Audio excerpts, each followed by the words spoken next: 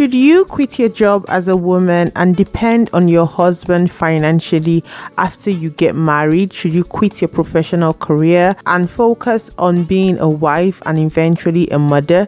Is this what you should do? Would this be the best decision for you? This is the question we're going to answer in this video, and we're going to be looking at it from a business and management point of view. So hi guys, welcome to the Smiling Professor, where learning is fun. My name is Dr. Bukola, and today we're going to discuss the business perspective of being a tradwife. So for those of you who have never heard of this term before, a tradwife is a woman who takes on a traditional role and takes care of the children. She doesn't work financially outside the home to provide money for her family. She focuses on taking care of the children and the husband and also the home.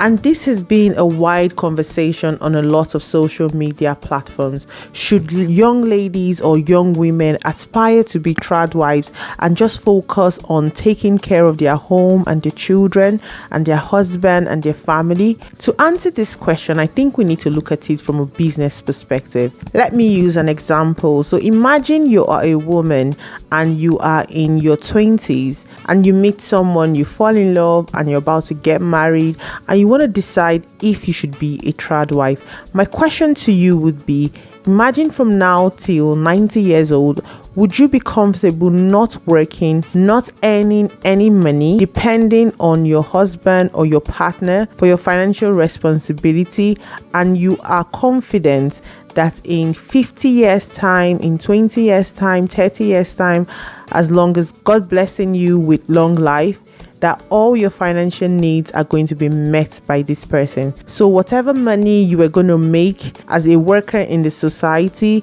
you're giving that up.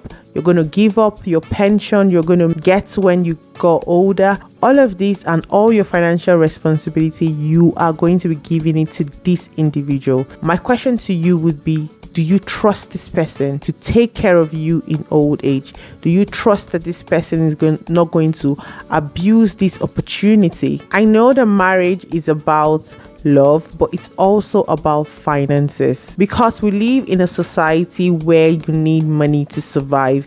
You need money to pay your bills, you need money to take care of yourself, you need money for the household. Money is very important to run a household successfully, and you cannot put all this responsibility on your partner or your husband if they do not agree to this. So if this is the kind of life you've chosen for yourself or you aspire to, you have to start by having a conversation with your husband or your partner. You must have this conversation to make them know that this is what you want and this is your idea, because at the end of the day they have to be able to fund it, because if only one person in the family is responsible for the finances, they have to be aware of this and make sure it's something they also want. So communication is very, very important, and the reverse may be the case. If it's what your husband or your partner wants, you must be okay with it, understanding what you would be giving up in terms of your potential financial earnings, your future financial earnings. Another essential skill you would need to understand is how to quantify both parties' contribution to the family. So what are the systems in place that you're going to put in within this relationship to make sure this works, if this is something both parties have agreed to? So how are you going to quantify your contribution? Because the truth is, being a stay-at-home mom is actually a job, because you have to clean, you have to take care of the children, you have to cook, and if you had to pay someone else to do this job, you'll be paying them a lot of money. So if this is what your partner wants or what you want, you have to understand that it is a job and you have to find a way to quantify it so both people understand everyone's role and everyone's responsibility. Now, you must make sure that this is what you want as a woman and you're not just getting carried away with what you're seeing on social media. You must understand the systems of being a tradwife, because don't forget, on social media most people only show you the good part of their daily lives, and they make it look glamorous just so that they can attract viewers. So you must create your own system with this lifestyle. If you're liking this video so far, please click the like button and leave a comment down in the comment section below, because it helps boost the video. And don't forget to share it with your family and friends. Now let's go back to our topic of discussion. You must understand the risk in adopting this lifestyle. If you go on social media, you see a lot of women advising against this lifestyle. Some of their stories have really been inspiring and also informative. Some of them have been relevant to this topic. But what I would say is understanding the risk associated with this lifestyle is very important. This is the reason why you should always hear all sides to a conversation. So there are women online who are saying absolutely not. As a young lady, you should not aspire to be a tradwife. And there are some ladies online who believe that this is the most glamorous thing you can do for yourself. This is something that you should aspire to. What I would say is, if this is something you want, understand the risk. And this is called risk management. So this would differ from people to people or individuals to individuals.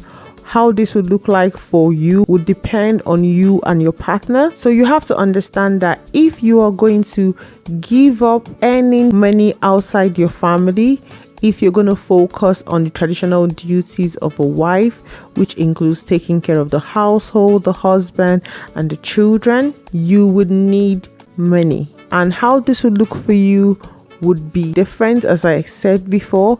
If you would come to an agreement with your husband or your partner to make sure that you have money saved away, if you're going to have money in an account for yourself, or if you're going to have your name on the family assets, if you're going to make sure that you are part of the owners of the house and all the assets the family owns, this will be different from individuals to individuals.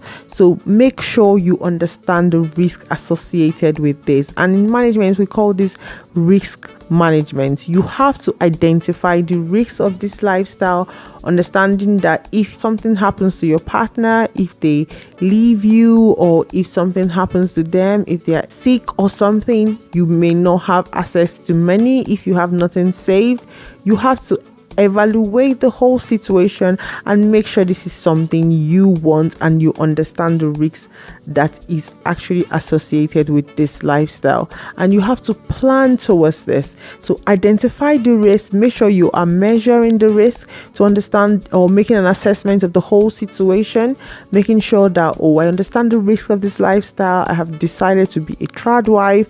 I'm not going to be working outside my home, but I am contributing as much to the home as my husband or my partner is doing, because I actually do believe that. But I have to make sure that I am okay financially. As I've said, in the world we live in now, you need money to be able to survive day to day. So how this is going to look like for every individual will be different, but just make sure that you are mitigating the risk and you have a plan. With every conversation, I always say, do what's best for you. So I am not against tradwife. I am not for tradwife. I do not actually have any opinion. What I feel is everyone should understand what works best for them, understanding the risks associated with it, and making sure that this is actually what they want and they're not being forced into this lifestyle. This is a very broad topic, and there is other aspects to choosing a trad lifestyle, which is the behavioral implication and things like that.